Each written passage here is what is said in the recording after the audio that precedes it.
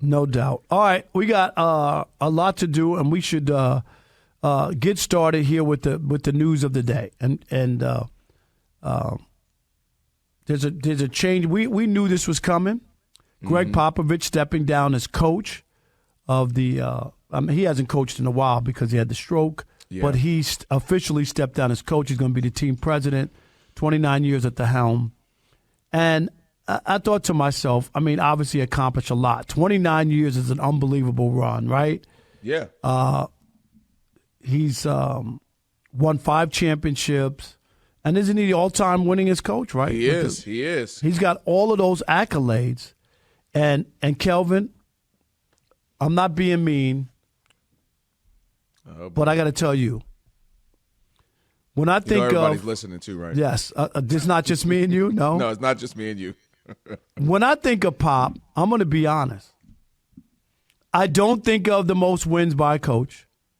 I don't think about the 5 championships. I think about the most influential thing that Pop did was negative towards the NBA and hurt fans. And that is load management. And the worst part about Pop doing that load management is it worked. He rested players and they kept winning. So other people, look, this wasn't where this guy's a genius. Look at what he did. He revolutionized the game, right? Everybody followed his lead. It was one of the worst things that's ever happened to the NBA. It made people question whether or not they wanted to buy tickets, whether or not we could believe that if we go there to the ballpark or the stadium, that we know guys are playing. And he's the author of it. That's what I think about. And the other bad part was the way he handled Kawhi Leonard, one of the all-time greats. Didn't buy into Kawhi being hurt. Like, seriously, Kawhi lost faith in Pop and that medical staff in San Antonio. Kawhi never caused any trouble before that. Remember? He was saying, I'm hurt. They didn't believe he was hurt. I'm not being mean. I'm telling you. Gregg Popovich and his load management damaged the NBA forever. He's the author of it, and you can't shake it. He's the one that made it work. He's the one that did it. He's the one that makes fans mad that they spend $400 on tickets and healthy players don't play. That's what I think about. Well, I definitely think load management is something that he did, and you mentioned it. That you said he was successful with it. He knew how to do it. It reminds me of Steph Curry. Everybody saw Steph ruin the NBA. Well, it wasn't Steph.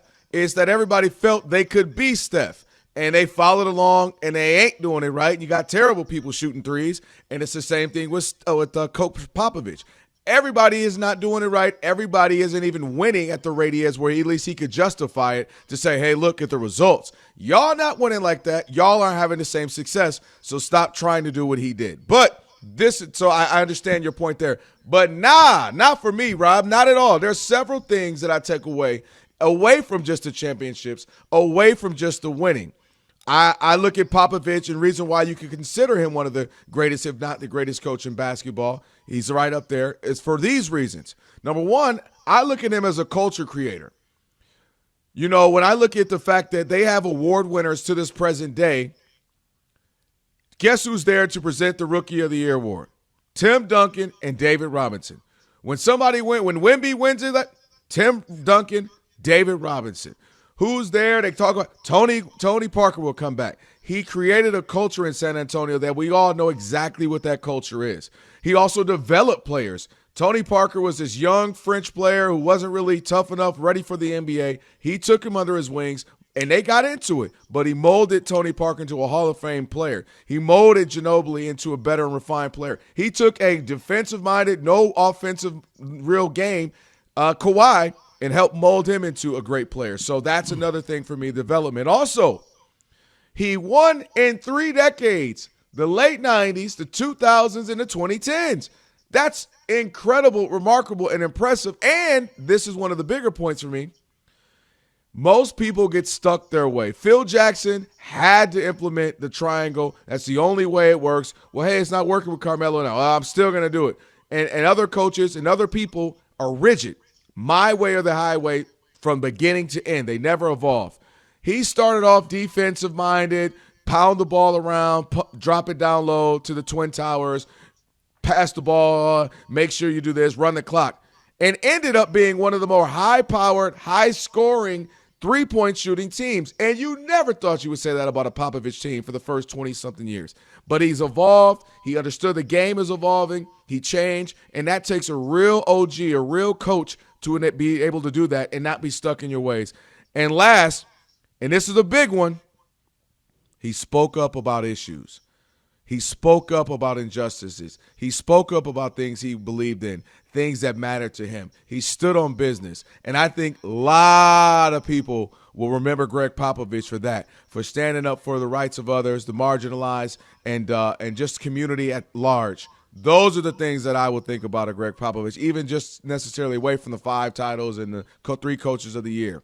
Even the 5 titles, and I'm not trying to nitpick and be petty, never won back-to-back, and 5 championships spread out over 20 years, you think that's great. Okay, that's fine. But that's not special. That's not a three-peat. That's not a dynasty when you win 3 out of 4, 3 in a row. Like 5 spread out over 20 years is great. I'm not saying you wouldn't take the 5 championships.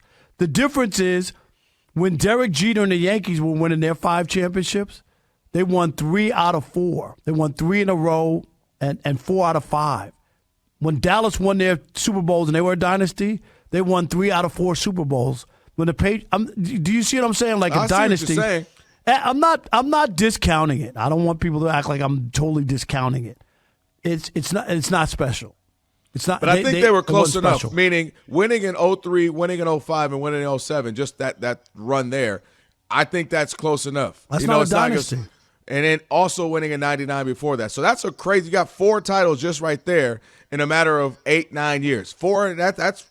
I'll take that any day. That didn't even mention the one that they won later in 2014, I believe it was. So, yeah, I just think it was remarkable, and he did so many other things. I think the load management is absolutely that's a black eye. That's a black eye on his resume. It's a black eye on his resume. I don't think it's a black eye for me because I think he did it and it justifiably that just worked. means you everybody didn't buy else tickets. is doing it.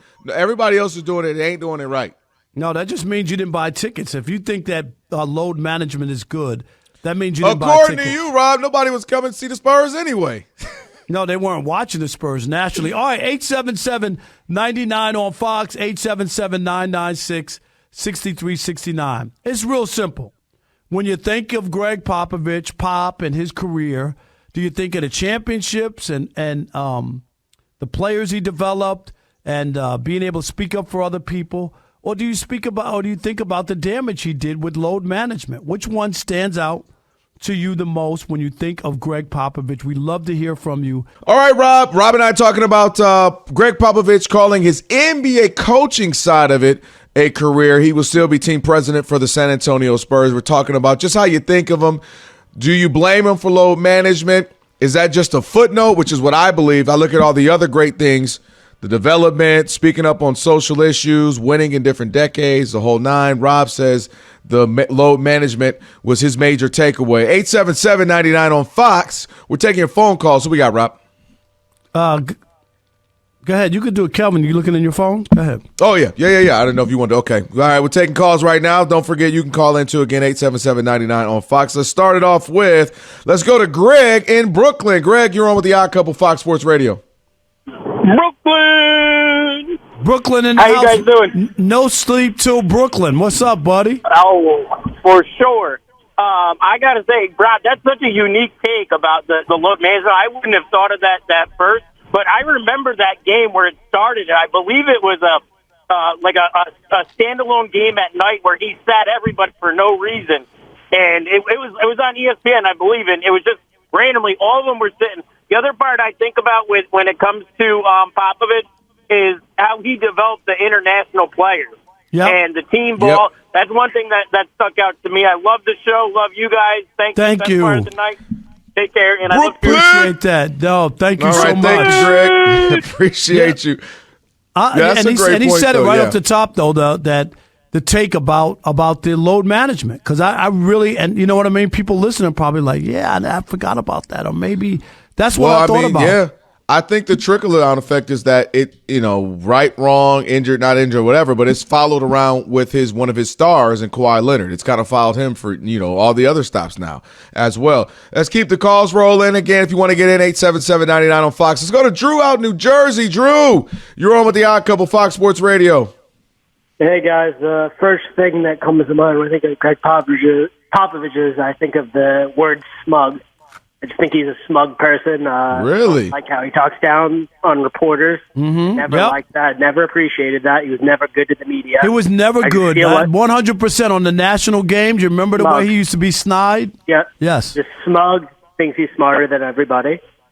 Just elitism. Where I just look at him, and that's just how I view him. No. Right. That's your opinion. Yes. Yeah. I just never. I thought a lot of that was tongue in cheek, like I'm being attitudinal, kind of funny. He definitely didn't want to do those stupid. He definitely thought they were stupid. The little random end of the first quarter, third quarter, like what are we doing here? Which, by the way, if we literally never saw one again, Rob Parker, would you even care? No, but would you even notice it? But that's not the point. Is that it's a part of bringing the fans closer to the game, and that's a part of the job description. I don't disagree with that, but I'm just saying, very seldom. I get what you're saying as well, but as long as we're doing them, do it with respect. She has whoever the sideline reporter has a job. All right, 877-99 on Fox. So I'm just saying. All right, let's go to Trey in Texas. Trey, what's up? Happy Friday. You're on with the Odd Couple, Fox Sports Radio. Hey, what's up, guys? Happy Friday. Yes, sir. Happy Friday to you. Yeah, I mean, I think he's a great coach, but I get that, some of the stuff that he has done, but I appreciate him as a coach, as a military veteran.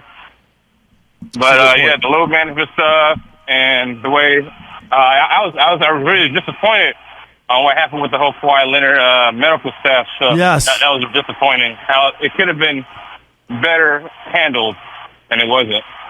Right, and let me say this, Trey. Let me say this too, Trey. The load management, even. I mean, you're not bothered by the load management, healthy players not playing when people are paying money to go to games? I think that's a bad thing. I do understand. Yeah, that would bother me the right way. I mean, I'm working my hard-earned money to see you guys play, and you're not playing. And you're healthy. You're not hurt. You're healthy. All right, thanks, Trey. 877-99 on Fox. Want to squeeze in one more? Yeah, we got time. Let's do Rick in San Antonio. Rick, you are on with the Odd Couple, Fox Sports Radio. What's up, Rick? What's up, Rick? What's up, guys? Love the show. Listen to you on my 30-minute drive home. Thank I live you. up here in the Midwest now, but hey, I was in San Antonio during all those runs. My kids were born in San Antonio. Parker, man, what are you dishing on Pop like that for, man? Are you telling me all the stuff that your coworkers sat there and told you how great he was, and you're going to go down him swinging on two things this man has done? But let's talk about load management. You know what he did there? You got to help me out a little bit. He did make the NBA change how many games y'all play back-to-back. Because of people were doing load management. That's fine. But I'm talking about. No, you don't give him no credit for that. Because when did you? Because of that, how many NBA fans paid money to go see a player and went to this arena and was like, "What? You're not playing? I just spent $400 for tickets." I agree with all of that of not liking it, but they were making the players play too much all the damn time. That's why he did it. Michael Jordan's last year, he played 82 games, all 82 games. Well, Rob, he about to drive back to San Antonio. He about to come find you. That Texas swing start saying, I tell you what, Rob Parker, you better listen up, buddy. He start coming out the more he start talking to you about this. All I got to do is go hide behind the Alamo. That'll hold him off. That's all. That's what it's good for right there. One more real quick. Squeeze one more in. Let's go to John in Boise. John, you're on with the Odd Couple, Fox Sports Radio. Hey, fellas, good to talk to you.